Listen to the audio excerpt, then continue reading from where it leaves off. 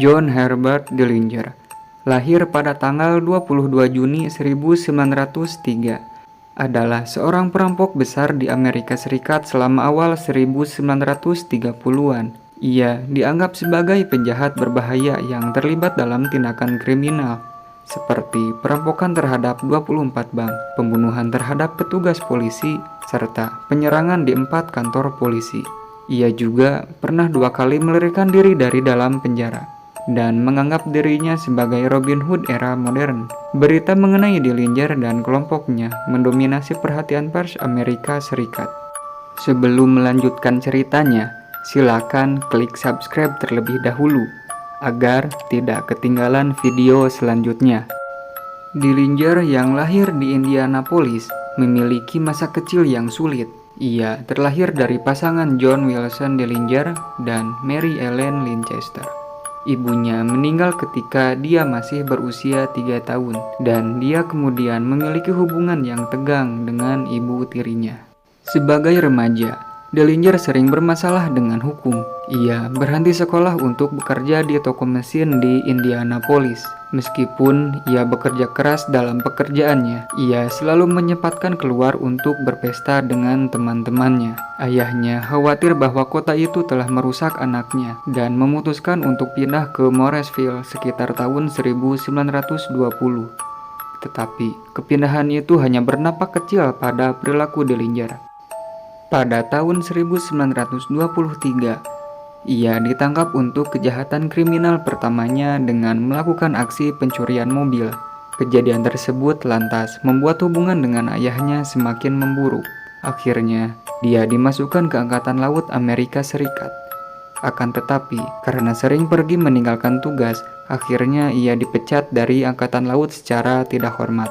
Dillinger kemudian kembali ke Morrisville di mana ia bertemu Beryl Ethel Hovius dan menikahinya di Martinsville pada tanggal 12 April 1924.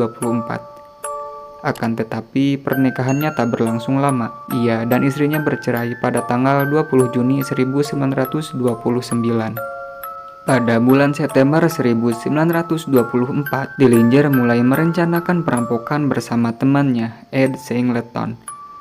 Dia terjebak dalam perampokan yang gagal di sebuah toko kelontong di Morrisville, dan dimulailah petualangannya sampai dia tertangkap dan dipenjara di Indiana State Prison di Mayhew City.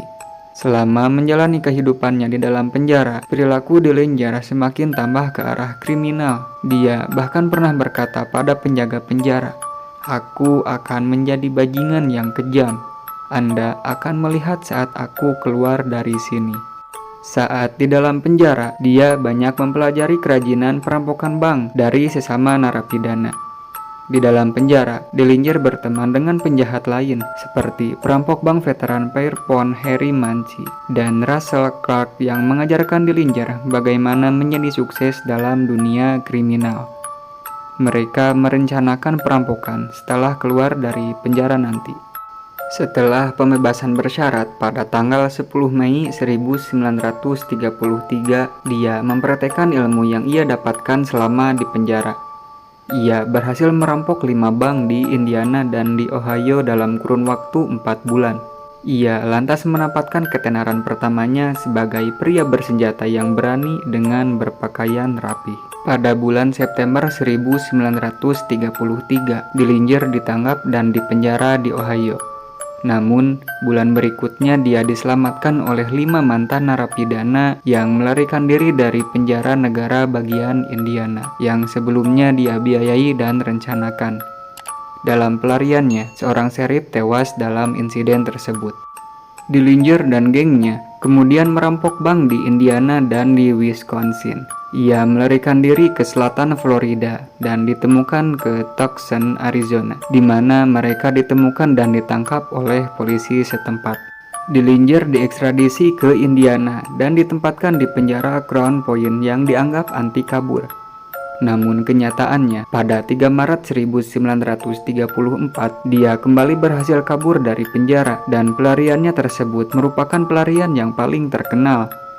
Dengan menggunakan pisau cukur dan sepotong kayu, dia berhasil mengukir sebuah pistol palsu dan menghitamkannya dengan semir sepatu.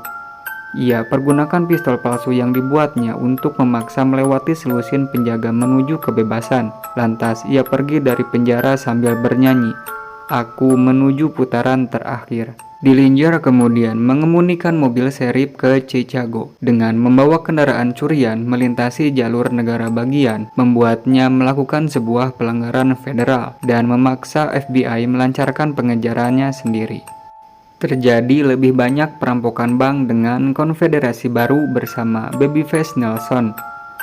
Selama Dillinger melakukan kejahatannya di sepanjang tahun, beberapa orang telah dibunuh oleh gengnya, dan dia nyaris lolos dari jebakan dan baku tembak FBI di Minnesota dan Wisconsin.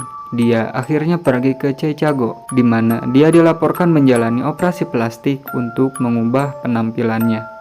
Pada 22 Juli 1934, FBI mengetahui bahwa Dillinger tengah berada di teater biograf di Chicago Lincoln Park bersama pacarnya Polly Hamilton dan Anna Campines. Ternyata keberadaannya tersebut diketahui melalui jebakan yang dibuat oleh FBI melalui Anna Campines, seorang nyonya rumah bordil yang mengenal pacar Dillinger.